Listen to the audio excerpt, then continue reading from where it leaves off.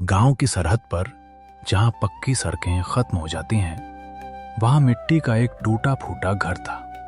दीवारें पुरानी थीं और छत से आसमान झांकता था। इसी घर में रहता था शिव प्रसाद, एक ऐसा इंसान जिसकी हथेलियों की लकीरें फावड़ा चलाते चलाते मिट चुकी थीं। दूसरों के खेतों में पसीना बहाकर वो बस इतना कमा पाता कि 2 वक्त की रोटी जुट सके। लेकिन उसकी फटी हुई जेब में एक बेशकीमती सपना था, अपने बेटे रवि को डॉक्टर बनाने का सपना। एक शाम जब सूरज ढल रहा था और शिव प्रसाद थका हारा घर लौटा, उसने देखा कि रवि दिए की मध्यम रोशनी में अपनी फटी हुई किताबों को बड़े ध्यान से पढ़ रहा है।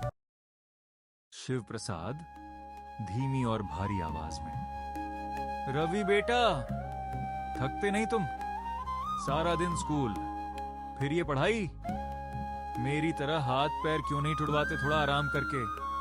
रवि जोश के साथ, पिताजी, थकान तब होती है जब काम बिना मन के किया जाए। मुझे तो बस वो दिन दिख रहा है जब मेरे नाम के आगे डॉक्टर लिखा होगा और आपके इन फटे हुए हाथों का इलाज मैं खुद करूंगा। शिव प्रसाद आंखों में आंसू लेकर, बेटा, लोग कहते हैं कि मिट्टी के घर में रहने वाले सितारों को छूने के ख्वाब नहीं देखते, पर तू डरना मत। जब तक मेरी सांस चल रही है, तेरी पढ़ाई के लिए पैसों की कमी नहीं होने दूंगा। साल बीतते गए। शिव प्रसाद ने दिन की मजदूरी के बाद रात को चौकीदारी शुरू कर दी। कभी आधा पेट सोया तो कभी बीमार होने पर भी काम पर गया। उसकी आंखों के सामने बस एक ही मंजर था, सफेद कोट पहने उसका बेटा। और आखिरकार वह दिन आ ही गया। रवि ने मेडिकल की परीक्षा बड़े अच्छे नंबरों से पास कर ली। आज शिव प्रसाद के घर के बाहर लोगों की भीड़ थी, मिठाई बांटी जा रही थी। शिव प्रसाद कोने में खड़ा रो रहा था, पर यह दुख के आंसू नहीं थे। रवि दौड़कर आया और अपने पिता के धूल भरे पैरों में गिर पड़ा।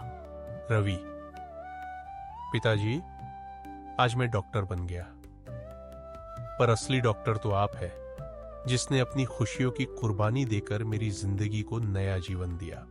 नैरेटर, सच ही तो है, गरीबी इंसान के तन को कमजोर कर सकती है, पर उसके हौसलों को नहीं। शिव प्रसाद ने साबित कर दिया कि एक पिता का सपना किसी भी मुश्किल से बड़ा होता है। मेहनत और लगन से हर सपना मुमकिन है। हार ना माने, सपनों के लिए लड़ें, जीत पक्की है।